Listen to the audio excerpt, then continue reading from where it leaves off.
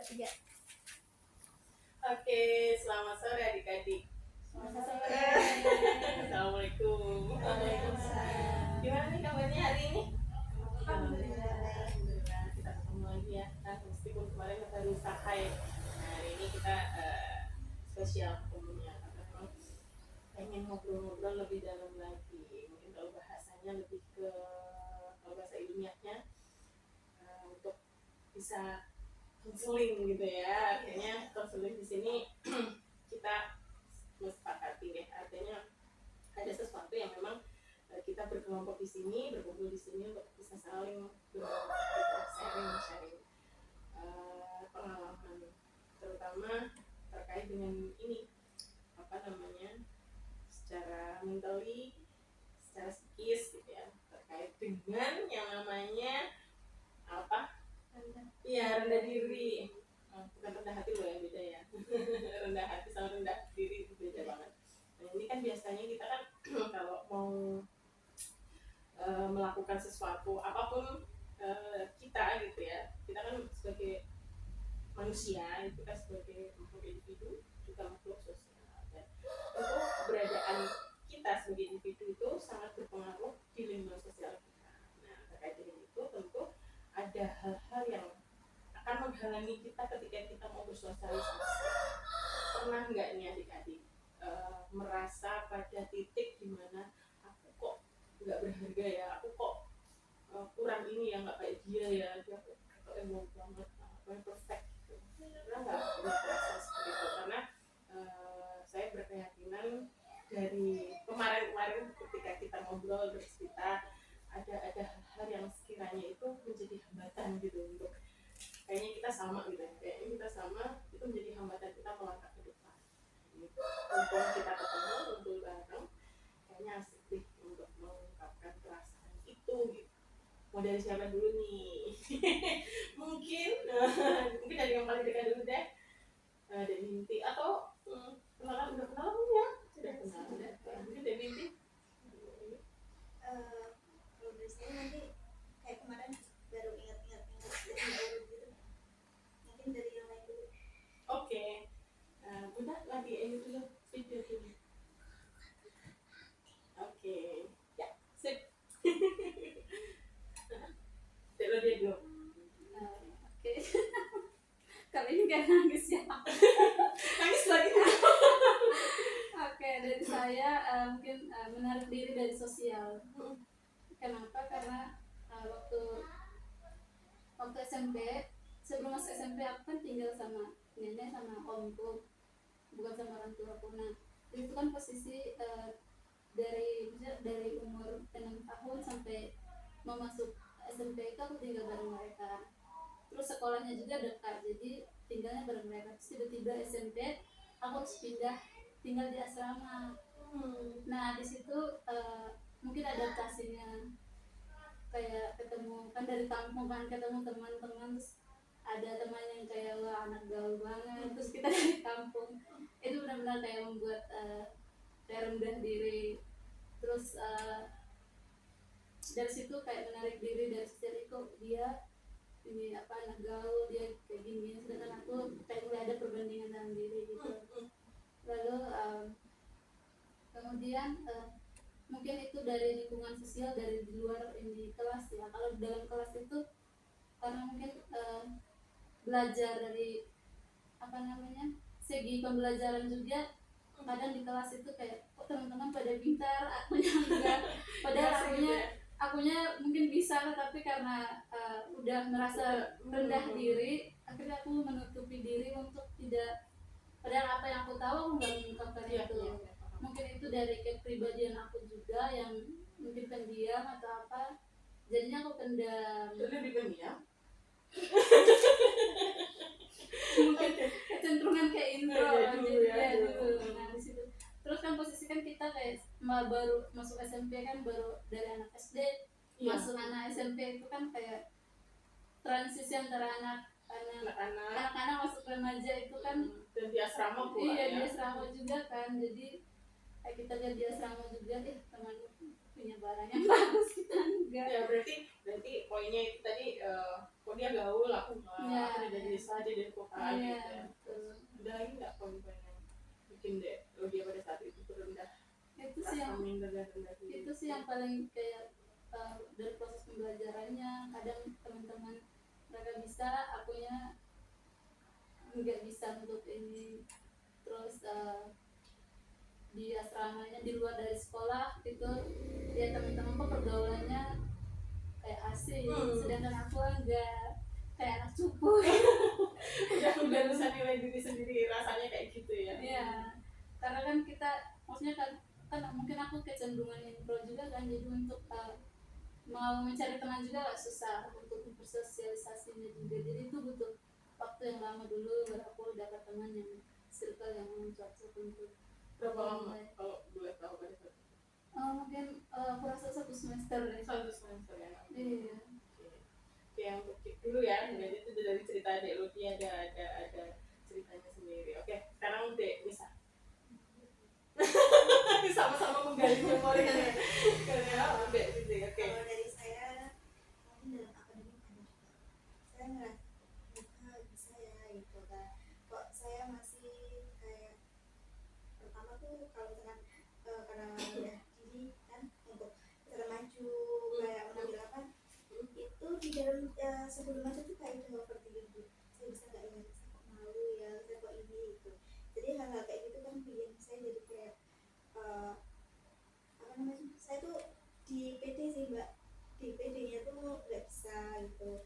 Terus dari akademik juga kalau bahasa Inggris gitu kan, kalau bahasa Inggris tuh saya juga banyak, maksudnya kan sering ngantuk sering ngantuk, jadi saya suka ketinggalan. Ya, karena memang ngantukan dulu tuh gitu kan, jadi sering ketinggalan, jadi pas itu suka apa namanya juga, maksudnya suka overthinking juga, takut ditanyain, takut itu kalau bahasa Inggris. Terus rendah dirinya saya tuh di fisik juga. Saya merasa kok mereka tinggi-tinggi ya gitu, tapi saya pendek gitu kan. Kalau seusia segitu saya paham banget, seusia SMP itu memang kayak kita itu apa namanya, gengsinya tinggi, gengsinya sangat tinggi. Jadi saya sangat mempermasalahkan dengan bentuk tubuh saya. Bahkan ketika perkenalan pun saya overthinking sekali. Misalnya nggak mau perkenalan di depan banyak orang dilihat, saya langsung mikir semua orang akan tertuju pada fisik saya. Saya pendek gitu. Padahal sebenarnya di kelas juga ada. Cuma saya merasa nggak sepede itu gitu. Terus misalkan jadi saya paling nggak mau kalau ada kegiatan yang tampil di depan. Saya nggak mau saya jadi perhatian banyak orang. Itu kelihatan kayak sendiri gitu. Jadi makanya ketika ada hal-hal kayak gitu saya nggak mau. Sebagai contoh nih, ketika pengibaran bendera, saya nggak mau karena itu bakal menjadi pusat perhatian banyak orang. Terus ketika kita jadi paduan suara upacara, saya juga nggak mau. Otomatis Soalnya di depan sendiri. ya, otomatis nih yang pendek-pendek pasti di depan. Saya nggak mau. Pokoknya yang tampil banyak orang itu saya suka nggak mau. Terus apa lagi ya?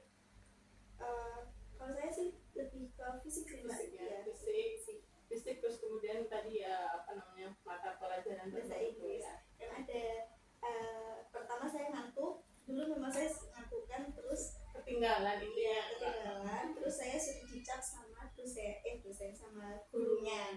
Jadi ketika bahasa Inggris nih Binti suka ngantuk, jadi pasti yang dicari saya. Nah di situ saya selalu overthinking sendiri. Kan sebenarnya kalau dilihat-lihat kan saya kan di sekolah yang biasa sekali gitu, di desa, di MTS yang biasa gitu, itu semuanya rata-rata sama, cuma tapi mereka pada pede. Kalau saya memang sejak kecil nggak pede, terus insecure gitu.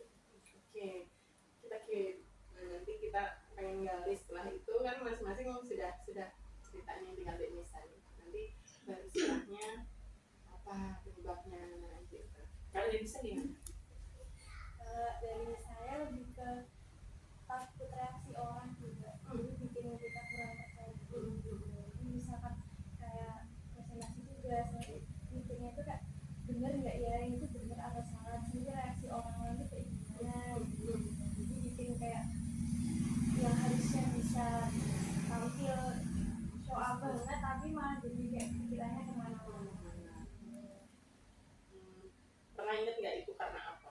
Awal mula banget yang Mungkin karena dari perasaannya Denisa sendiri gitu loh. Ah, bisa gitu ya, kenapa ya? Padahal ya ora gitu, padahal ya cuma jawabnya ya benar, presentasinya juga oke gitu. mungkin takut penolakan orang atau Nah, takut kurang diterima. Oke, itu kan karena pasti ada benang merahnya kan. Pernah nggak mencoba untuk mencari tahu kenapa gitu, Denisa? Karena kayak saya tuh orangnya kayak harus apa ya, kayak Perfect ya? ya kayak gitu, kayak kalau ada yang komen itu bukannya nggak mau dikomen, cuman kayak apa ada yang salah ya, terus harus gimana ya gitu. Terus apalagi kalau dicuekin orang itu benar-benar kayak aku salah apa gitu. Oke, menarik nih. Menarik nih karena ternyata bentuk rendah dirinya itu kan juga beragam ya, dan pasti dari ketiga-tiganya ini tadi ada penyebabnya, ada alasannya. Ini Mbak Sakti butuh sharing nggak nih? Ya oke, mungkin karena kita konseling kelompok ya, kalau mengingat menarik pikiran lagi ke masa itu, saya sebenarnya lebih persis kecenderungannya tuh kayak Dek Binti sama Dek Nisa, masalah fisik yang pertama, yang kedua penolakan. Ya masalah fisik, saya kan balikannya dari Dek Binti, saya tinggi besar, dan menurut saya kalau dulu zamannya SMP itu kan kita lagi pubernya, ranum-ranumnya. Jadi saya besar dulu, ya. Udah saya besar, terus badannya kalau dilihat oleh orang mata laki-laki itu udah dianggap, sering saya tuh bahkan oleh guru yang pakai baju biasa dibilang seksi, padahal nggak ada niat apa-apa, tapi memang badan saya tuh seperti itu. Dan kemudian saya tuh pernah mengalami fase saya bungkuk kayak gini karena berusaha nutupi dada. Wah, sama ibu saya sering nggak boleh kayak gini, kalau lagi makan lagi apa ditepuk, apa kamu tuh diciptain nggak sempurna, pede aja nggak apa-apa. Nah, itu disounding terus sama ibu. Awalnya saya minder, tidak percaya diri, saya bungkuk perlahan-perlahan karena mungkin support gitu ya, support dari ibu sendiri, terus akhirnya mulai tumbuh. Terus kalau pede, saya malah kadang over pede, karena kalau tadi adik-adik mungkin bilangnya dia bisa, kenapa aku enggak. Tapi kalau dari kecil saya tuh meskipun aku nggak bisa, aku kudu iso. Jadi antara yang lebih membuat saya minder itu fisik itu tadi, terus penolakan itu ke bawah sampai sekarang. Permasalahannya deh, Nisa, kalau Mbak Septi itu merasanya itu karena sering dibandingkan, bukan oleh orang tua sendiri, tapi oleh keluarga besar.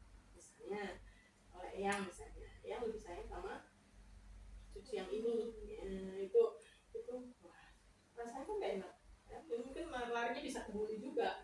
Terus belum lagi dulu Mbak Septi itu SMP kelas 1 itu dikirim ke Jogja sendiri, jauh dari orang tua. Itu harus bangun pagi, harus nyapu, harus tinggal di situ. Kalau enggak dulu yang di SD ranking 10 besar, sampai sini ranking 30 dan 2 dari belakang coba. Nah itu karena itu dibully besar-besaran itu di keluarga sepupu sendiri. Karena itu, jadi penolakan itu sampai sekarang masih ada. Jadi ada keterkaitannya ya, merasa ditolak, merasa unik, dan untuk minder masalah fisik itu memang butuh effort yang luar biasa. Penerimaan diri itu tadi, self esteem mungkin ya kalau kita belajar di psikologi. Oke, itu sharingnya dari Mbak Septi. Ada benang merah kan ya kita empat-empatnya nyambung gitu loh. Nah terus kalau Mbak Septi tadi sudah juga menyampaikan alasannya, kira-kira ini yang menurut Mbak Septi nyambung itu karena itu. Nah sekarang Dek Binti, Dek Rodia sama Dek Nisa juga berusaha untuk menggali itu gitu. Kira-kira apa sih yang menyebabkan aku kok begitu gitu, benar-benar yang atau pernah aku diejek sama teman sendiri, atau kalau Mbak Septi tadi sama saudara-saudara sering dibandingin gitu kan. Nah terus mungkin pernah dibully atau mungkin dituntut oleh lingkungan, ya, tidak hanya oleh orang tua ibu dan bapak saja, tapi di lingkungan yang lain. Coba sekarang sambil membayangkan sambil menggali gitu, menghadirkan lagi lah ketidakenakan itu untuk bisa biar adik-adik itu bisa apa metani sendiri lah. Katanya kan kita kalau belajar psikologi kan karena mau berobat sendiri gitu ya. Jadi coba mulai sekarang berusaha untuk oh iya karena ini mungkin, karena ini mungkin. Kalau sudah ada nggak usah urutan, kalau sampai cari dulu. Mungkin deh kalau dia nggak apa-apa deh kalau udah langsung tak gitu. Ya kalau aku dari awal kan aku udah bilang dari mungkin yang pertama dari lingkungan, aku tinggalnya sama nenek sama om, itu kan benar-benar kayak sosialisasi juga kurang, jadi aku nggak tahu kehidupan teman-teman di luar itu kayak gimana. Terus yang kedua itu karena aku nggak tahu kehidupan sosial teman-teman di luar itu gimana, akhirnya kayak jadi oh ini kayak gini ya, jadi kayak ada timbul pertanyaan kayak gitu, ternyata kehidupan orang ini kayak gini, nah kok aku di tempatku nggak ada kayak gitu. Itu udah mulai ada perbandingan kayak gitu. Lalu yang berikutnya mungkin dari kepercayaan diri itu kan tadi aku bilang dari akademik aku nggak nggak berani mengungkapkan, padahal bisa ya, gitu padahal kan. aku bisa, aku juga agak optimis untuk bersaing sama teman-teman di kelas, tetapi karena dari lingkungan keluarga kan aku tinggal sama nenek sama om, jadi yang palingan yang kayak memperhatikan bagian akademiku ya omku sendiri.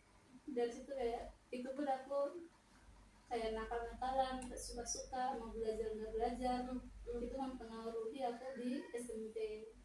Ternyata apa yang diajarkan omku itu akan bermanfaat di SMP, tapi aku mengabaikan itu. Nah itu membuat maksudnya untuk peran dari keluarga untuk belajar juga mungkin kurang. Kan seharusnya aku dapetnya dari orang tua, tapi kan kedua orang tua aku kan jauh, aku tidak bisa sama mereka kan. Nah dari situ mungkin itu salah satu yang membuat aku kayak apa namanya memendam apa yang mau aku ungkapkan ke kelas gitu. Maaf Dek Lodia, kalau boleh tahu perasaan yang Dek Lodia pendam itu apa? Marah, apa pengen nuntut, atau kenapa aku begini gitu. Kan pasti ada kan? Ada. Aku pendamnya itu waktu itu kan aku yang aku bilang kayak aku tinggal sama om sama ini. Nah itu kan aku pisahnya dari umur 6 tahun. Nah waktu itu kan karena aku kemauan aku sendiri juga. Ya. Jadi setelah udah gede baru aku merasa kayak kenapa aku ikut omku ya, kenapa nggak tinggal sama ini ayah sama ibuku, supaya aku dapat peran itu kayak peran dari orang tua, terus kayak pokoknya mix lah, kayak orang tua juga karena jauh jadi mereka kurang berkunjung juga, jadi aku nggak ada, jadi sih lebih ke ada penyesalan gitu. ya. Tapi untuk marah untuk enggak maksudnya kemarahan karena keadaan itu enggak terlalu menonjol gitu ya. Dulu kemarahan aku kok kenapa orang tua nggak berkunjung kan, aku kayak gitu. Ada perasaan ya gitu. dulu masih kecil kayak gitu, tapi sekarang udah ada. Ini sama loh posisinya Mbak Septi sama Dek Lodia, SMP itu dipisah sama masnya dikirim gitu, dan baru tahu alasannya itu setelah sudah besar, dan kemarahan itu muncul justru ketika udah besar gitu. Pada saat itu prinsipnya pengen bantu orang tua aja, asal nggak ngerepotin deh gitu. Oke, itu dari Logia ya, berarti memang ada poin di mana itu support system. Kalau tadi Mbak Septi karena support systemnya kebetulan itu terus orang tua support fisikmu tuh nggak apa-apa, bagus gitu kan, itu ternyata juga berpengaruh. Oke, nah ini bagus nih kayaknya. Sekarang Dek nih mungkin atau Dek dulu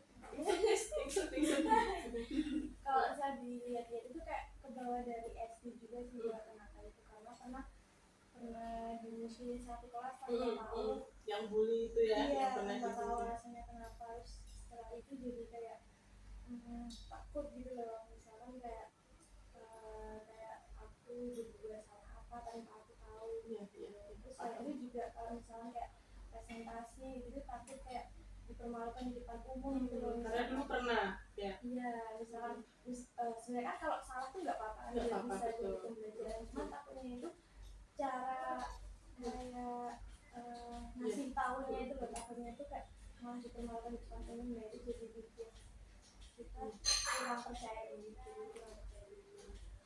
lebih cenderung ke berarti Dek Nisa itu mungkin lebih ke traumanya lebih menonjol karena pernah diperlakukan dan dipermalukan ya, bukan karena nggak bisa. Jadi ketidakpercaya dirinya atau mindernya itu karena ketakutan sebenarnya nanti jangan-jangan saya ketika melakukan itu nanti dipermalukan gitu ya. Berarti ada relevansi sama kejadian yang sudah lampau terutama di SD ya. Untuk kalau tadi kan dia saya gitu ada support system. Kalau Dek Nisa sendiri ayah sama ibu dari keluarga tuh nggak pasti. Cuman kalau itu kan saya tuh sebenarnya suka cerita sama ibu. Cuman kalau yang sedih-sedih gitu nggak tahu gitu. Karena takut ibu itu sedih. Mungkin karena juga misalnya kan anak pertama harus Oh, buat harus kayak gini, nggak mau ya apa ya, nggak mau orang tua tuh kepikiran. Ya, I feel you. Saya juga kan anak pertama. Jadi kadang-kadang ada statement kamu harus jadi contoh gitu kan. Iya, kayak kalau kamu lemah nanti adikmu gimana contohnya.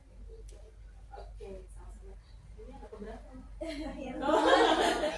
Yang tiga anak pertama, ini anak terakhir. Oke, anak terakhir gimana ini? Sudut pandangnya. Kalau anak terakhir. Kalau saya juga ingat.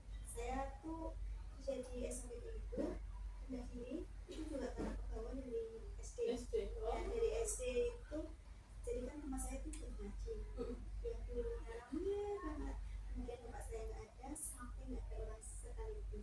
Jadi yang ngaji cuma saya sama ibu saya. Di situ di daerah saya tuh kayak ada persaingan ngaji, kebanyakan santri gitu ya. Jadi dari saya tuh nggak ada sama sekali, cuma saya.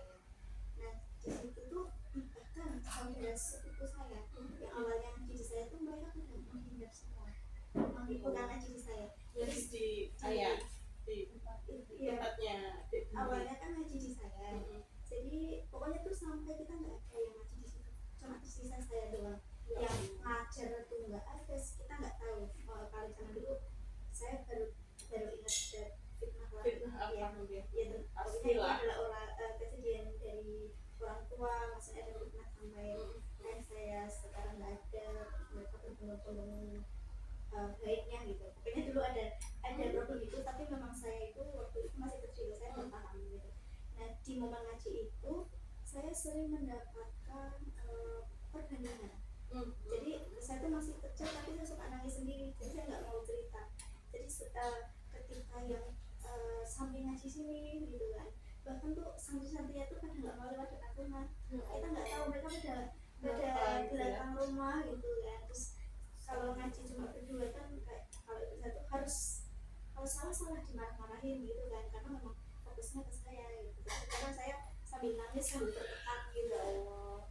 Kalau yang murid saya itu nggak memihak ke saya, nggak memihak ke keluarga kita.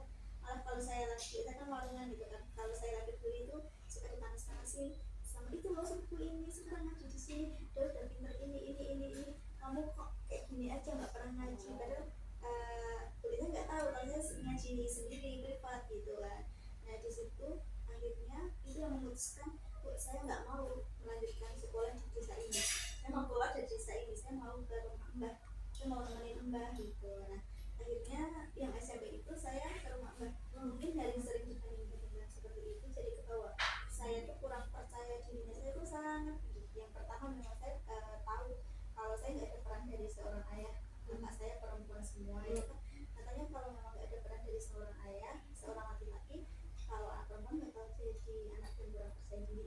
Nah di situ saya merasa ketika SMP itu ya itu seperti tadi, ketika mau perkenalan saya nggak mau. Terus namanya kalau pas mos gitu kan sering terjadi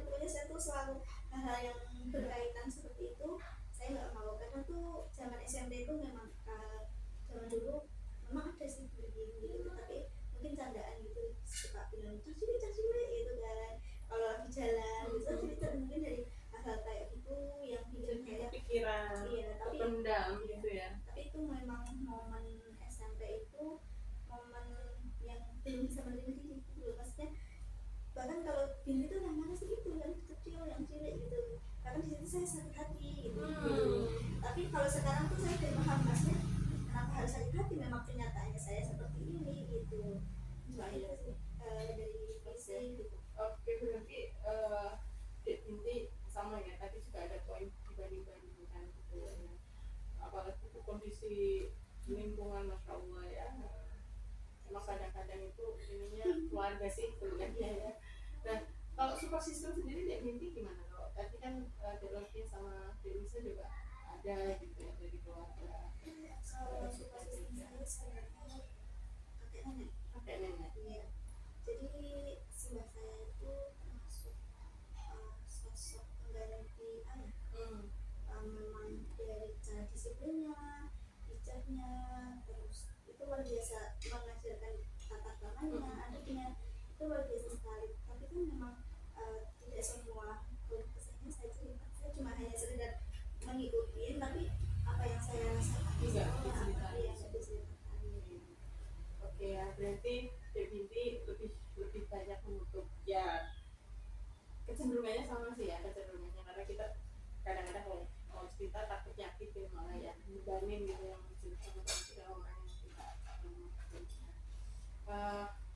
melihat, atau kita kan sudah berempat nih udah cerita nih pernah merasakan pengalamannya kena apa, terus ternyata ada support system dan lain sebagainya. Muncul nggak dinamika perasaan atau mungkin tiba-tiba terus konsep dirinya nggak jelas, terus jadi bingung, bukan hanya rendah diri saja tetapi mungkin tadi mungkin ada yang overthinking, mungkin bisa mungkin traumatis karena penolakan dan lain sebagainya. Ada nggak dinamika selain rendah diri karena perlakuan tadi itu dari dulu? Nanti saya juga pasti akan share.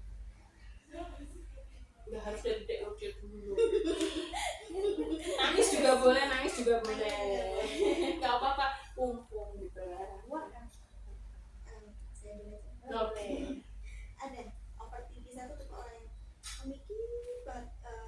Mungkin orang bisa orang menilai ini tuh orangnya slow gitu kan. Tapi kan dalam pikiran saya tuh overthinkingnya Ribut sendiri pikirannya. sampai pernah suatu ketika mikir itu langsung jatuh sakit. Tapi Dan sekarang enggak ya? Sudah enggak. sekarang masih cuma sih kayak kalau saya harus ada ruang waktu sendiri untuk meluapkan emosi menangis gitu. Kalau dulu memang ketika masih SD itu ketika saya mikir apa pasti sakit, karena selalu tanya kamu mikir apa gitu.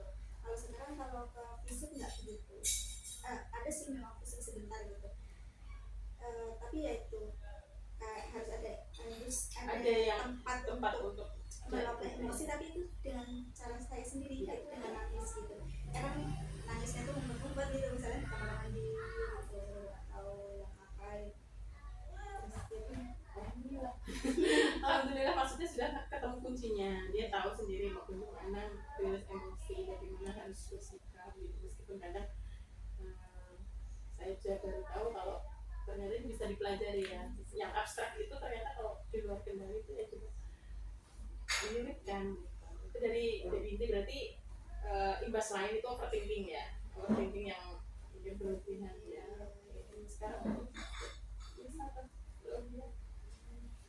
kalau aku kayak dinamika untuk kayak harus berdiam diri untuk memikirkan hidupku, enggak, aku malah enggak. malah sibuk Karena mungkin karena aku dari kecil udah diajarin untuk survive mandiri, hidup sendiri kan. Jadi di tengah-tengah itu aku kayak gimana nih, aku harus kan tadi awalnya penarikan diri ya.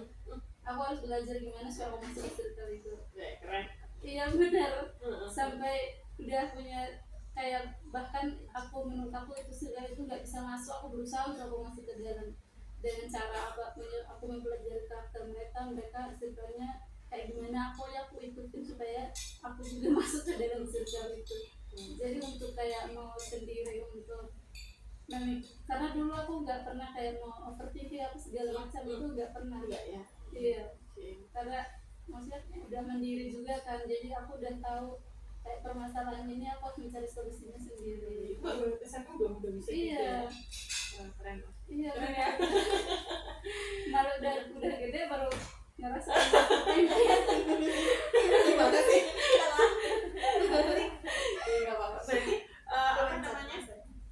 Pada saat itu berarti apa dinamikanya justru ke arah yang positif ya. ya. Bukan kayak booster, kayak dapat justru aku butuh nih, harus bisa nih. Ya, Karena itu, mungkin terbiasa mandiri. ya itu maksudnya dari segi sosialnya ya. Kalau akademiknya itu malah enggak, sampai aku udah mungkin karena super system tadi bentuk itu tadi, jadi aku sampai SMA aku udah pindah sama orang tua, baru di situ muncul mulai keberanian untuk aku bisa di kelas.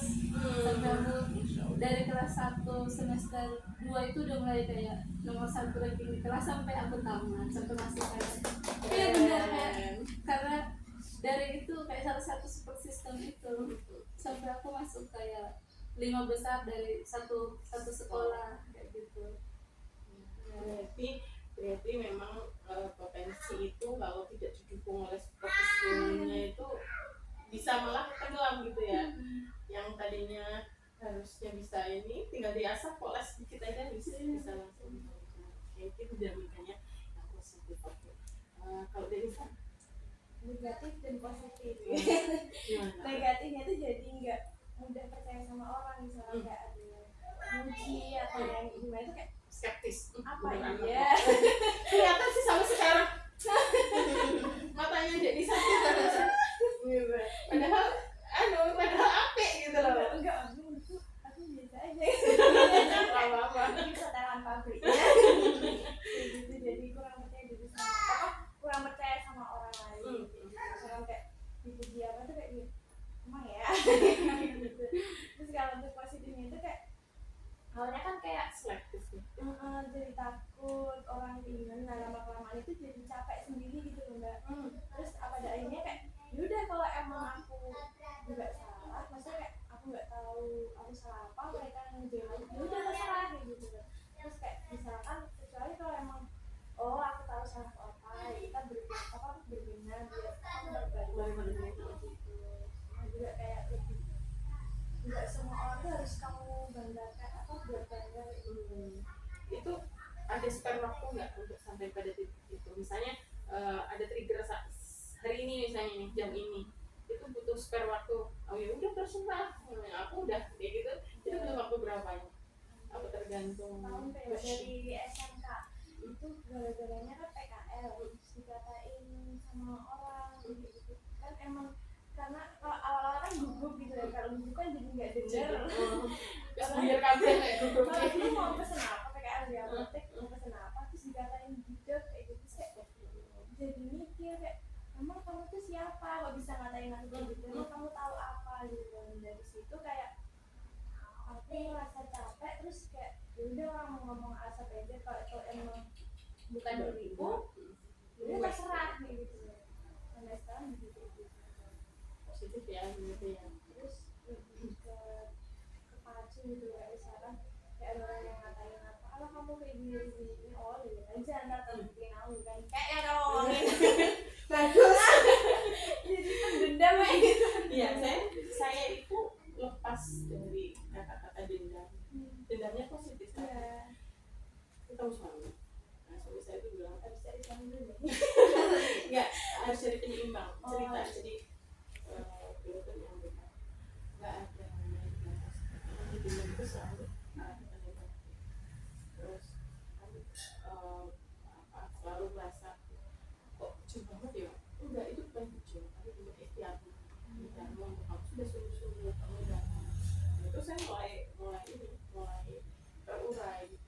Jadi sampai hari ini pun masih lukanya itu masih ada loh dek. Jadi sampai sudah tua sudah punya anak, bahkan kalau dikaitkan dengan kemampuan bersosialisasi di dunia luar gitu ya, mungkin Mbak Seti kelihatannya luas. Banyak orang yang menganggap gitu ya. Memang kemarin juga ada tes yang itu loh, yang itu Femi ya, yang terakhir yang extrovert apa gitu. oh iya Nah ternyata persis gitu ya, persis apa yang ada di saya. Tapi tidak ada yang tahu bahwa sebetulnya saya tuh lebih nyaman ketika saya sendiri, terus kemudian saya punya keluarga sendiri gitu. Dan ternyata itu juga pengaruh dari dulu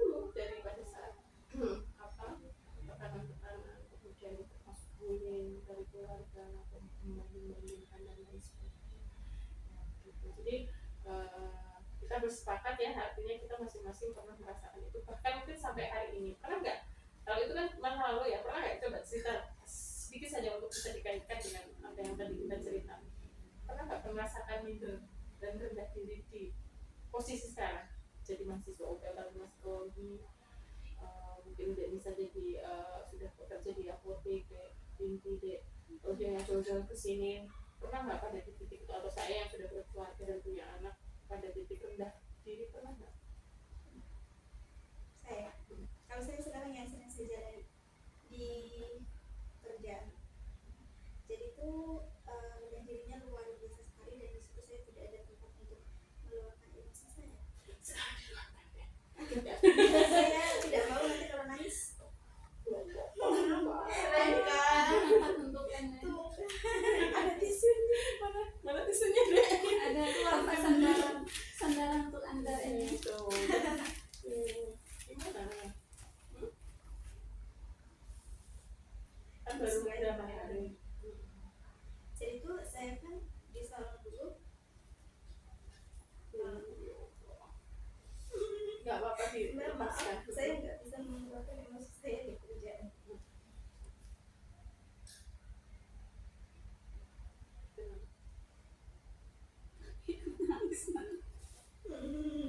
Nggak bisa ngomong. Makin nangis ya. Ya Allah, berapa hari? Sudah menikah kayak gini. Mesti diniatkan untuk biar lebih enteng.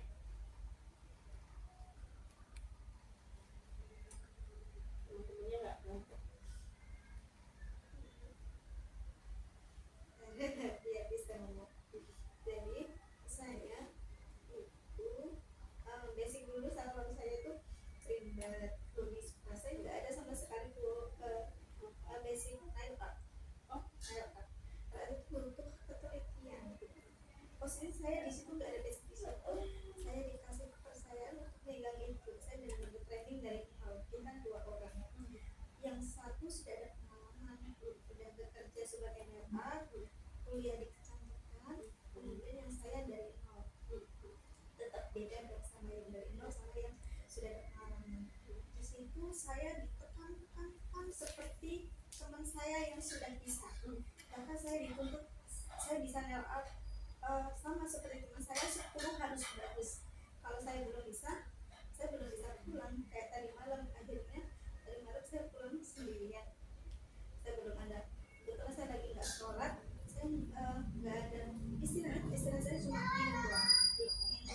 Sebenarnya boleh kalau kita bilang mau istirahat makan gitu, cuma karena memang belum ada belum beli makan dan nggak ada waktu buat beli makan. Teman saya sudah beli, tapi pas saya mau makan, kalau saya makan duluan teman saya lebih lama lagi, maka makannya saya tahan dulu gitu. Kemudian di situ kita 4 orang, tapi saya merasa sendiri.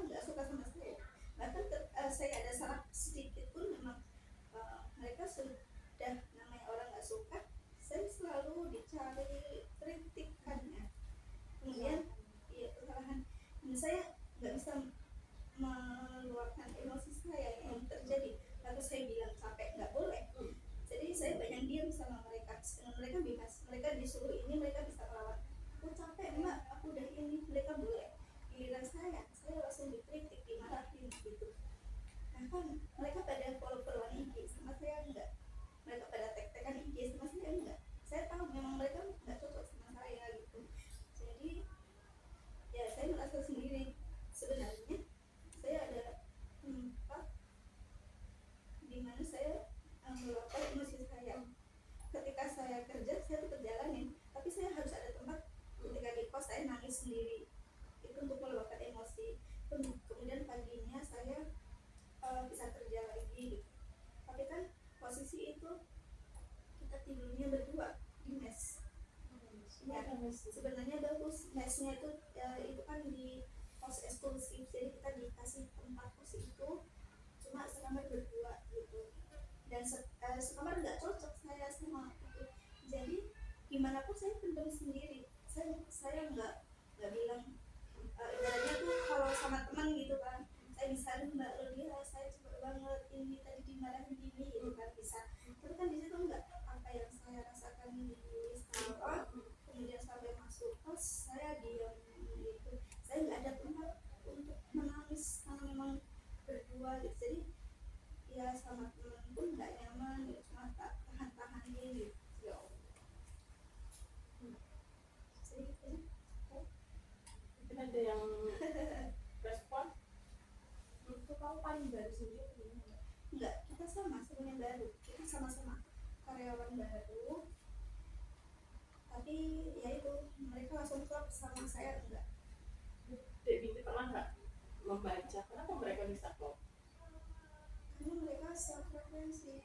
Ya mungkin cara mereka satu frekuensi kan pasti mungkin karena mereka memang senang dan Yang saya tangkap satu, mereka senang banget ngomongin katakan nih, itu loh tangannya hitam, bedanya ini dan Dek Binti nggak nyaman dan nggak kayak gitu kan. saya diam. Terus mereka kan banyak cerita banyak ini gitu. Saya mencoba untuk ikut circle mereka, saya membuka dengan obrolan cerita, ternyata nggak pada yang dengar gitu. Jadi mungkin di situ saya diam sendiri. Terus mereka juga nyadarin kok kamu tuh kayak beda di antara kita bisa keluar tapi kamu enggak gitu. Ada sebelum kayak gitu. Iya, jadi kita pernah itu saya nangis di situ, terus bilang mbak maaf, saya kayak gitu karena saya menghindari sedih saya nggak mau kelihatan sedih saya di depan kalian gitu. Makanya saya kadang sendiri gitu. Pertama itu, kedua faktor memang saya nggak nyaman, dan saya sadar diri ketika saya masuk sama mereka pun mereka juga kayak mengasingkan gitu loh. Jadi kayak ya udah mau gimana, orang saya ngikut mereka gitu. Tapi yang bikin saya nggak enak tuh kan dua kerja gitu loh. Masih kalau kerjaan kan sore nanti ya di kos, nanti ada teman kos, ada teman ngobrol gitu. Bisa tuh nggak ada. Makanya ketika ada kuliah kayak gitu tuh saya senang gitu. Karena mungkin saya bisa meluapkan emosi walaupun cuma ngeluh doang gitu. Aduh kemarin aku gini ya, teman-teman aku kayak gini, maksudnya bukan sampai yang emosinya keluar kemudian nangis gitu. Tapi ada saya bisa mengeluhkan itu gitu. Kalau di sana kan nggak bisa.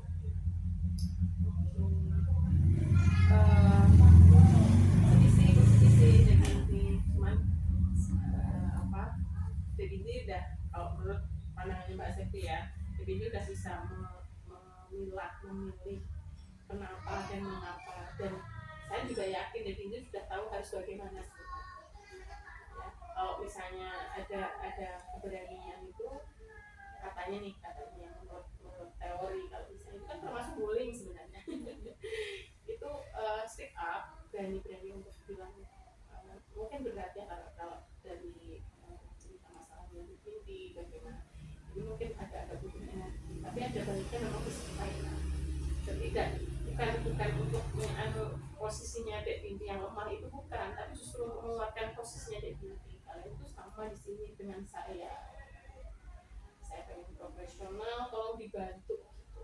Kalau dari Mbak Septi loh, satsetnya tuh dalam arti jangan dibiarkan itu melemahkan Dek Binti. Berani ngomong satu kali omongan saja, tolong kan kita saling hormati gimana sih? Pernah kayak gitu saya terkadang nggak siap karena posisi saya sendirian. Nggak apa-apa sebenarnya ya, itu sudah bagus sih menurut saya, sudah punya berani untuk itu. Tapi ini yang mungkin cukup di ini ya, untuk lebih berani adalah jangan langsung merasa ini hanya masalah waktu. Justru kalau dia lebih bercokolnya lebih kuat, lebih yakin, dan tidak membiarkan itu untuk menggerus, ya toh, itu insya Allah nanti ini.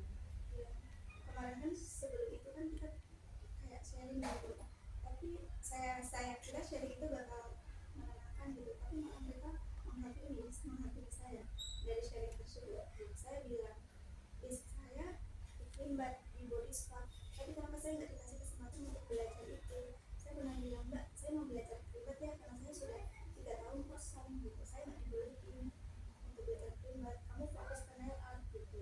Tapi waktu itu atasan datang, intip iklimbat ya, namanya udah 3 tahun nggak megang, disuruh megang kan takut juga kan. Terus saya belum belajar, kenapa kok nggak belajar?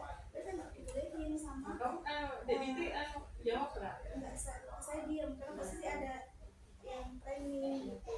Terus nah waktu sharing tuh saya bilang gitu, Mbak, kemarin yang punya kan siapa namanya Cici, orang Cina gitu kan, kemarin Cici bilang kayak gini, tapi kok saya nggak dibolehin ya untuk belajar itu Mbak.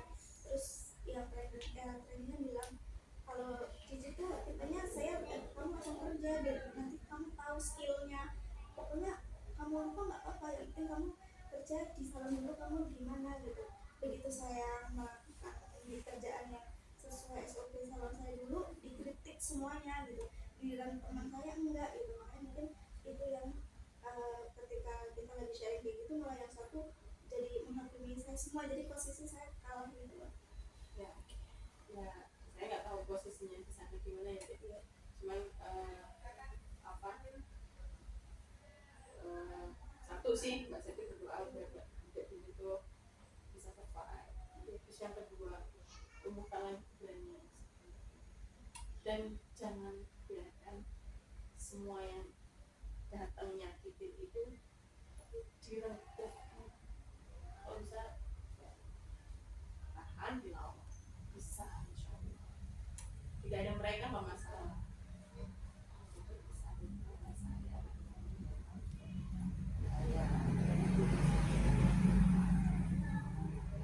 Ya memang untuk tapi ya semangat. Bismillah. Ada kan gue, karena itu saya tuh suka nangis di sholat, tapi saya nggak bisa karena pas berdua. Nggak apa-apa, itu malah Saya kalau nangis sholat pasti nanti saya tahu mereka selalu ngomongin saya kalau nggak ada saya. pikiran-pikiran pasti mereka pasti begini. Itu untuk sementara itu diletakkan di luar. Fokus. Ya kalau kita ngomongin mudah ya, mudah susah. Tapi ya itu gunanya kita berkelompok misalnya. Oke, thank you sudah mau sharing ke kita ya. Semangat. Setelah ini kita ngobrol lagi sama durasi. Coba dia. Aku ya sekarang itu karena aku udah gak kerja, terus aku pindah ke sini udah mau masuk 5 atau 6 bulan. Jadi kayak di kos itu gak ngapa-ngapain, jadi itu kayak terus aku beberapa kali udah cari kerja dan itu Nangis terus ya apa? aku beberapa kali kayak cari kerja juga kan, dan ternyata kayak cari kerja itu susah. Cari kerja itu susah, jadi itu kayak kadang membuat aku kayak merasa rendah karena nggak ada kegiatan yang aku ya kerjakan, karena aku bosan juga di kos, kayak nggak ngapa-ngapain, itu ada yang buat aku tapi so far so good lah. Nggak pengen bisnis gitu. Ada pengen tapi mau mencobanya dari mana. Nggak ada partner untuk mau, belum ada partner untuk mau mencoba bisnis gitu. Mungkin ya rencana tahun depan. Amin. Ya berarti memang butuh kegiatan dan kerjaan. Tapi untuk survive so good gitu ya, maksudnya tidak ada masalah gitu. Ada hal yang baik dan suatu ketika setelah ini malah insya Allah. Kalau Denisa gimana? Minder kalau misalkan ada yang tanya gitu loh Mbak, kuliah di mana? Punya perasaan gitu. Dikit bukan malas kayak gimana ya,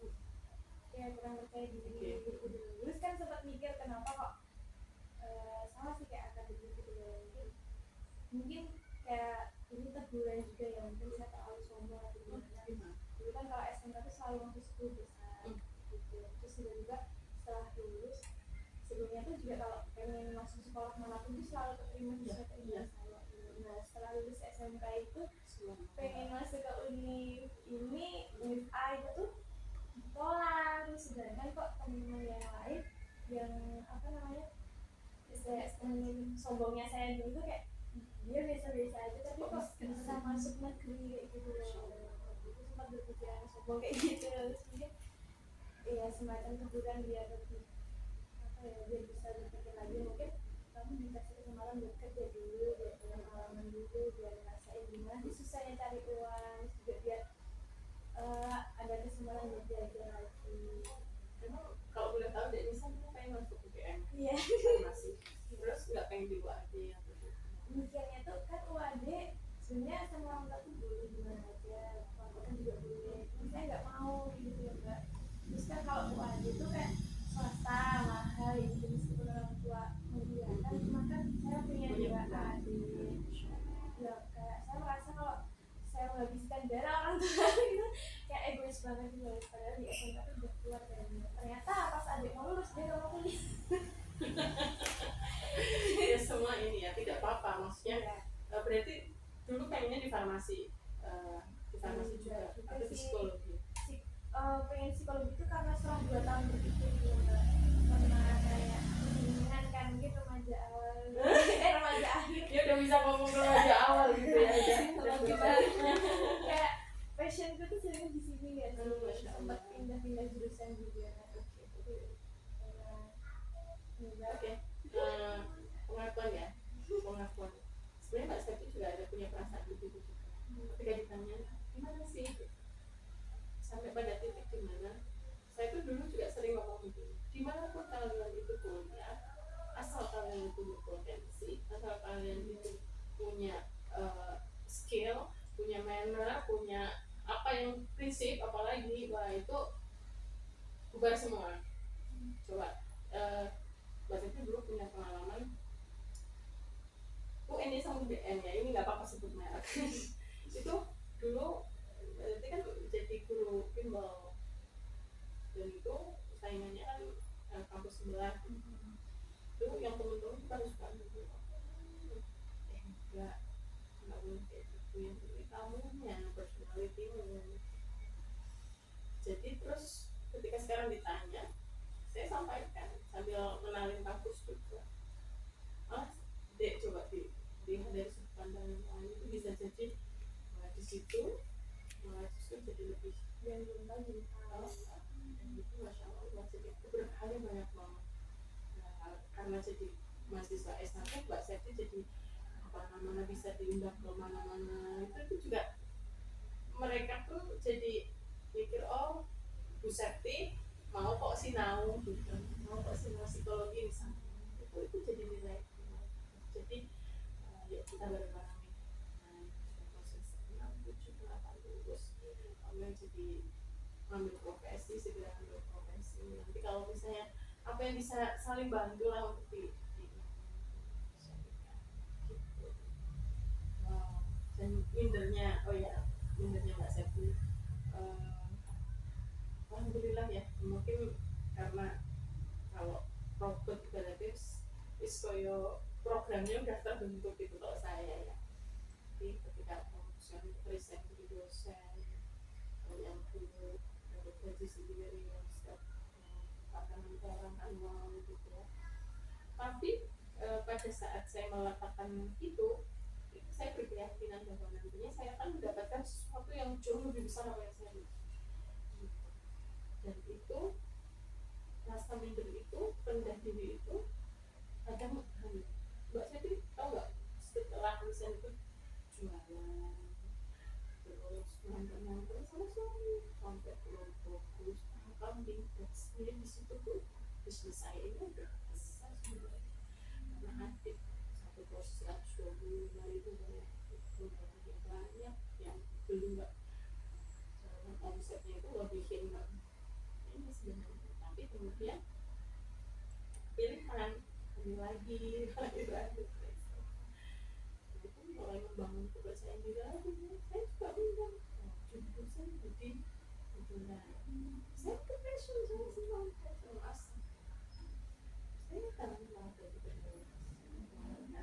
masih dorong terus yuk penulis penulis itu nggak dikalahkan oleh siapapun, intelektual profesor guru besar sekalipun kalau nggak nulis nggak jadi.